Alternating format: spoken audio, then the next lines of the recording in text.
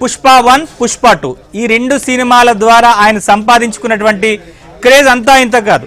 అల్లు అర్జున్ 2 తెలుగు రాష్ట్రాలకు మాత్రమే పరిమితమైనటువంటి నటుడు కాదు, ఆయన జాతీయ అవార్డు విన్నర్.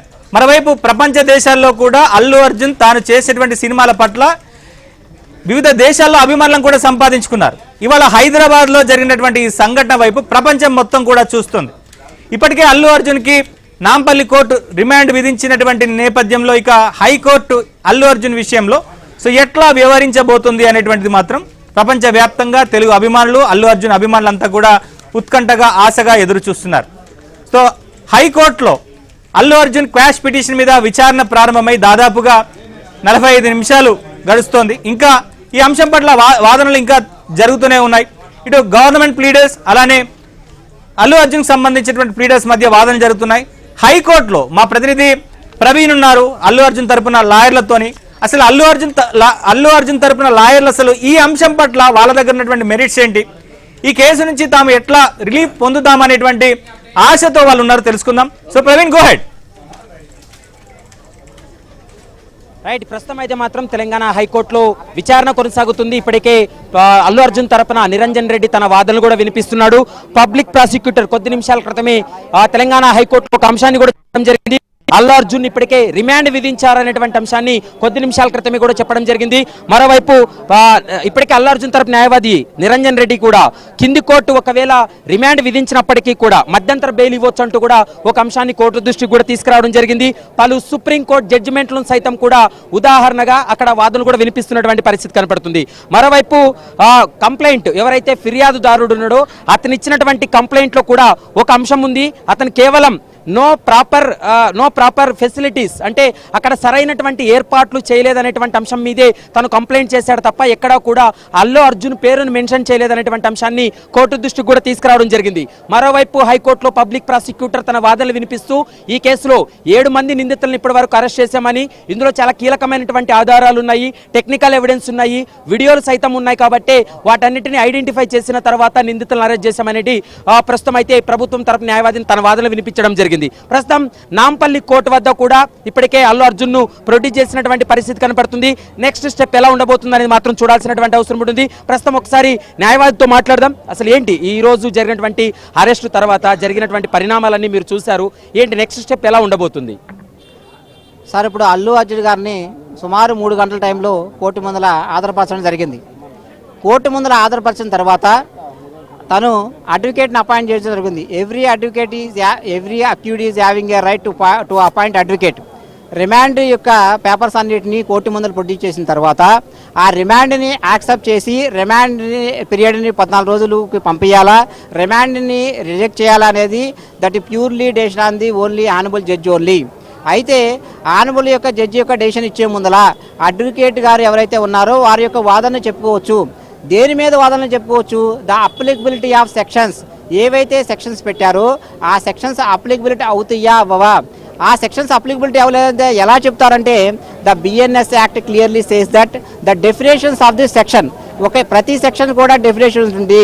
ఆ డెఫినేషన్ ప్రకారము అప్లికబిలిటీ అవుతాయా లేదా, కంప్లైంట్లో ఏం కంప్లైంట్ ఇచ్చారు, పోలీసు వారు రిమాండ్ చేసేటప్పుడు రిమాండ్లో ఏ విధంగా రాశారు, దాని ప్రకారము ఆ ఎలిగేషన్స్ ప్రకారము సెక్షన్స్ అప్లికబిలిటీ అవుతాయా కావా. ఒకవేళ సెక్షన్స్ అప్లికబిలిటీ అయితే అప్పుడు రిమాండ్ చేస్తారు. ఇప్పుడు వాదోపవాదనలు ఏ విధంగా నడుస్తున్నాయి అంటే అప్లికబిలిటీ ఆఫ్ సెక్షన్స్.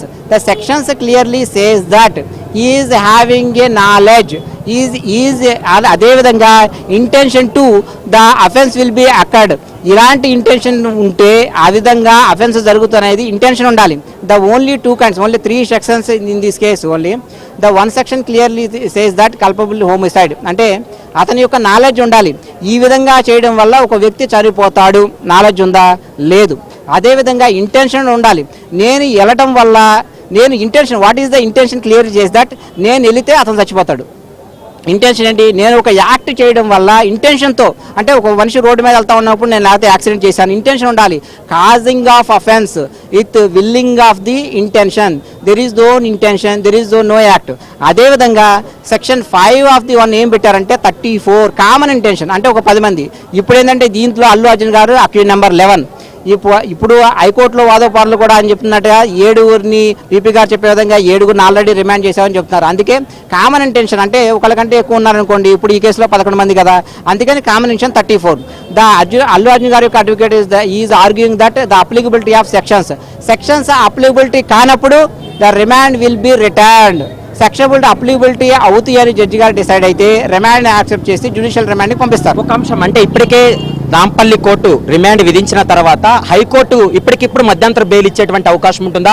ఎందుకంటే నిరంజన్ రెడ్డి చెప్తున్న ప్రకారం సుప్రీంకోర్టు జడ్జిమెంట్లు ఉన్నాయనేటువంటి అంశాన్ని చెప్తున్నారు. కానీ పబ్లిక్ ప్రాసిక్యూటర్ మాత్రం క్వాష్ పిటిషన్ పైన సోమవారం వాదనలు వినండి అని చెప్తుంది. మధ్యంతర బెయిల్ వచ్చేటువంటి అవకాశం ఉంటుందా? High court is having wide discretionary power. హైకోర్టుకి డిస్క్రిషనరీ పవర్స్ ఉన్నాయి.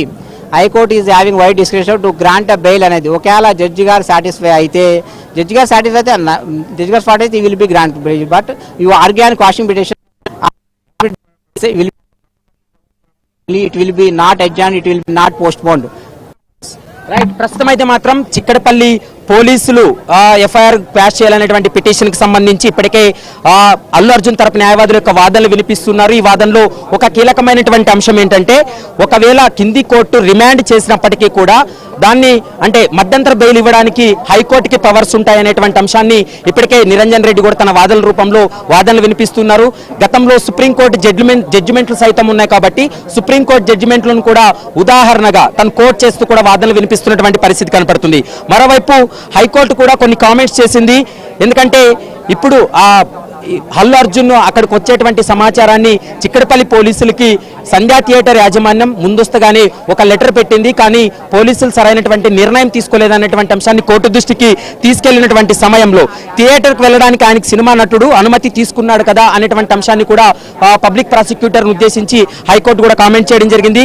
అనుమతి తీసుకున్నప్పటికీ కూడా హీరోను థియేటర్కు పిలవద్దని పోలీసులు థియేటర్ యాజమాన్యానికి లేఖ రాశారు. ఎందుకంటే అక్కడ క్రౌడ్ మేనేజ్మెంట్ చేయడం కష్టతరంగా ఉంటుంది కాబట్టి అల్లు అర్జున్ ను అక్కడికి సంధ్యా థియేటర్ కి పిలవద్దంటూ కూడా థియేటర్ యాజమాన్యానికి సమాచారం అందించినప్పటికీ కూడా పోలీసుల యొక్క సమాచారాన్ని పట్టించుకోకుండా అక్కడ ఇన్వైట్ చేశారనేది పబ్లిక్ ప్రాసిక్యూటర్ తన వాదనలు కూడా వినిపించడం జరిగింది.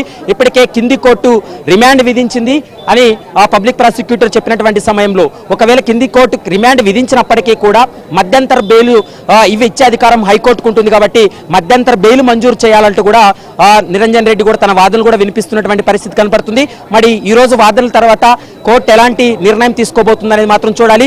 ఇప్పటికే హైకోర్టులో పబ్లిక్ ప్రాసిక్యూటర్ ఎందుకంటే ఇది క్వాష్ పిటిషన్ కాబట్టి ఆల్రెడీ రిమాండ్ అయ్యారు కాబట్టి తదుపరి విచారణ కానీ లేదా ఆ వాదనలు కానీ సోమవారం ఉదయం వాదనలు వినిపించడానికి తాము సిద్ధంగా ఉన్నాము, కౌంటర్ కూడా దాఖలు చేస్తామనేటువంటి అంశాన్ని ఇప్పుడు పబ్లిక్ ప్రాసిక్యూటర్ కూడా తన వాదనలు వినిపిస్తున్నారు. మరోవైపు ఇటు అల్లు అర్జున్ తరపున కూడా నిరంజన్ రెడ్డి వాదనలు వినిపిస్తున్నారు. ఈ వాదనల తర్వాత కోర్టు అక్కడ కన్క్లూజ్ అయిన తర్వాత కోర్టు డైరెక్షన్స్ ప్రకారమే అల్లు అర్జున్ ను రిమాండ్కి తరలించాలా లేదా అనేటువంటి అంశానికి సంబంధించి కూడా ఒక కీలక నిర్ణయం తీసుకునేటువంటి అవకాశం అయితే కనపడుతుంది.